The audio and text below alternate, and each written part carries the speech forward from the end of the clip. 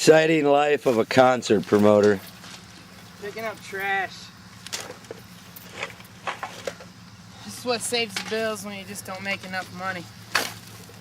This is what you gotta do when you just don't make enough. Alright, it is the morning after the Seven Dust show. This is what the airport field looks like. It's slightly littered. Now, given the fact that our production company cares about the environment and we want to make sure that Mother Nature is clean and well taken care of, we are A, recycling, and B, cleaning. This is a very environmentally friendly and necessary activity. Ourselves to make sure it's done right. This is true. We're not going to leave it to anybody else to care about Mother Earth. That's right. Rob does it himself because he cares. Right. So tell us about the show, Mr. Hawkins. Well, everything got tore down last night, all the stage, production. Now it's just taking back everything, tents, generators, all the stuff. And then, of course, clean up. None of the people that come out here and come to the shows. Damn. Yep, None of the people that come out here and have a good time and leave the place in a wreck. And do you think they really appreciate the amount of work and effort that goes into something like this? I think they do. I think they need to appreciate the cheap tickets, and I know they pay a little bit more on beer, but look what we're doing right now. So we don't always make money, so they don't support it. They get the promoter out here cleaning up trash. What do you think? There's about 2,000 beer cans still left on the ground? I got gloves in my Probably.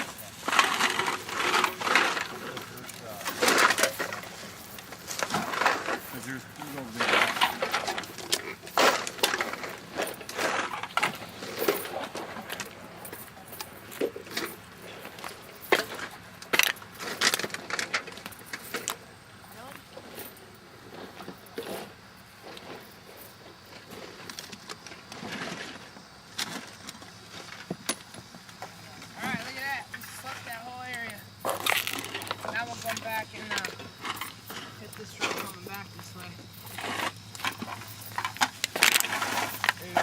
By the way, we got this down to a science. Yeah, tell us about your environmental theory on cleanup. We just do it just like the lawnmower. All the way down, all the way back. That way we're not scattered everywhere. We figured that out after the last 6 years.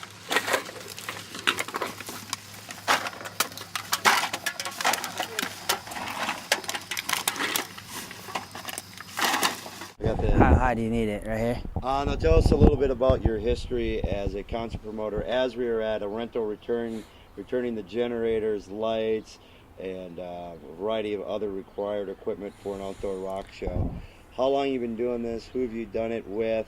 Give us your street cred in the promotion business. 15 years. That's why we've been the last year.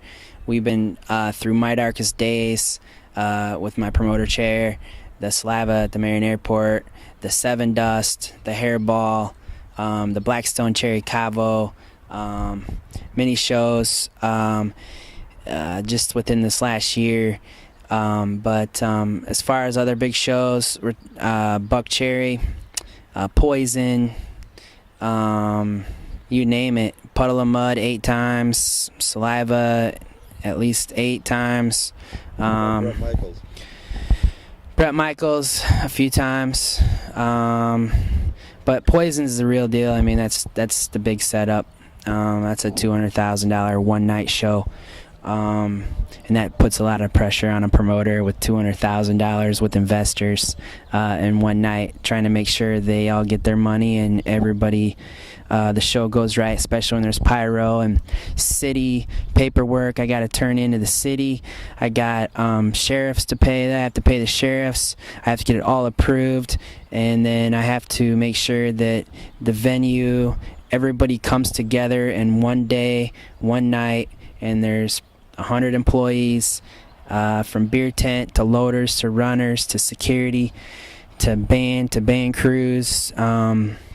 Just have to make sure everybody shows up, and that's my job, to make sure any mistake, I gotta fix it at the show, before the show, after the show, everything. So that's my job. Now, you had one famous incident with Bret Michaels. You want to clue us in a little bit about that? Well, it was actually at the Poison show, and their road manager was pushing my loaders at the end of the night. Why? I don't know. It was a really big mess. He wanted loaders to be paid more than our contract. Why this guy was a nutcase, I have no idea. But he rushed my loaders, loaded everything up, put all the gear that Bret Michaels, CC DeVille, into their production cargo with the pyro, went down the interstate, and it fully blew up. They were off my property, so it totally wasn't my fault. And it's just one of those deals, you know. Bret's cool with it. We talked about it on a Thanksgiving day. He was coming through Iowa. Him and Big John invited me down, and we kind of squared it all up. So God bless. What are some of the crazier things that have happened to you in your career? I know you've been road manager, you've thrown concerts, you've lived on the road with a variety of bands. Well, there's been a lot. One of my favorites is Janie Lane. He taught me a lot. He did pass away this last year, but he was an amazing guy. And I went to Cadott, Wisconsin with ZZ Top. I was tour manager for Great White, and it's stressful babysitting 5 rock stars. So it's one of those things where you gotta. Tour managing is a whole different world than being a promoter. It's a lot less stressful because you don't have to worry about paying people. You just got to collect the money from the promoter. That's the hard part. And of course, making sure all the band members get what they want and get them on the bus, get them to the hotel the next day, make sure sound check's right, make sure that the promoter's doing his job. So, which this weekend was me being the promoter, making sure I did my job. And so yeah, that's the concert industry. So all right, thanks Rob, we appreciate it. We look forward to the series being a big success. Yeah, we'll keep doing some of this stuff through the next year on what we have coming up, and we will return. So now I ask you, when you do concert promotions or a tour manager, is there a lot of conflict in your day-to-day operations? Yeah, every day there's a new issue. Every day there's a new issue. So, like this week I couldn't find a generator. That's why I'm here today, because my original generator was at United Rentals, which there was a flood, so they released all my generators, and I had to research for a new generator, and without that generator there would have been no show. So my show almost got canceled, all because I couldn't find a generator, and it was that easy to not only lose everything, all because I couldn't find a generator. Well, part 2, the generator you did find had a broken axle, and then they charge you $250 more to put on a flatbed and bring it out with a trailer. Is that just an example of some of the crazy things that come up at the last minute? What was that, 48 hours before the show, or 2 days out? Yeah, that was when my generator got sold. It was just a hassle of trying to find another one, and they wanted me to pay me double. And then when I was willing to pick it up the next day, then they said, no, you have to have it by a semi, because the axle, and it's the only generator in the whole state of Iowa that possibly I could get, if you can imagine that. So, yeah, they had to tow it out there. So, and it's still at the airport, by the way. Now, sometimes these bands have what are called riders, list of things they want when they show up. how often is this like a pain in the butt? Well, as a road manager, you know, you got to chase down the promoter because there's a lot of things that artists want, and it puts a lot of pressure on a tour manager, who then puts a lot of pressure on the promoter. And last night I was getting pressured a lot. You know, just anything from, you know, my gas didn't eat. Why did you bring me this? And there's no coffee. And then, you know, it turns into a big hassle. Everybody gets mad at each other all because over some food, and it's kind of ridiculous, but it's just politics. I mean, there's so much politics into this concert, you know, trying to please these artists, that it's a tough thing. And they do deserve what they get. No, not putting any things on the artists, but it's a tough job because not only do you have to please the tour managers, the band, but then you have all these employees and all this equipment, and everything has to be paid for and turned back. So. All right. Well, we appreciate your time, and this demo tape will be heading out relatively soon.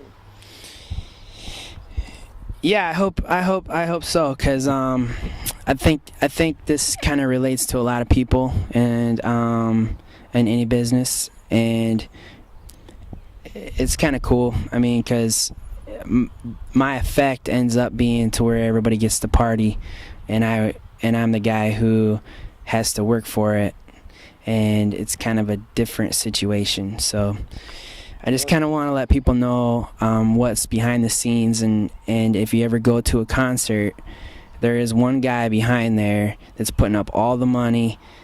He is doing all the work. He's running into all the issues, and it can all come down to a generator, a band not showing up, or the city not letting them approve it, to the landowner dissing his contract, to anything can happen. And so I just want people to know to support shows, because if we don't get enough money from beer or tickets, there's not going to be any more shows. So that's the thing. I mean, would you consider yourself the ultimate small businessman? I mean, you started your own small business for every show. How many people did you employ this weekend? I would say over 60 people this weekend, not including how much money goes to all the little businesses, from radio stations to Case here, to stores like my cigarette outlets. I drive a lot of people into their stores. There's just a lot of materials that you have to get for a venue that all circulates into all the businesses. So it helps the economy, really, when a promoter comes in and does a show like this. So. Well, thank you, Rob. We appreciate it. All right. Thanks.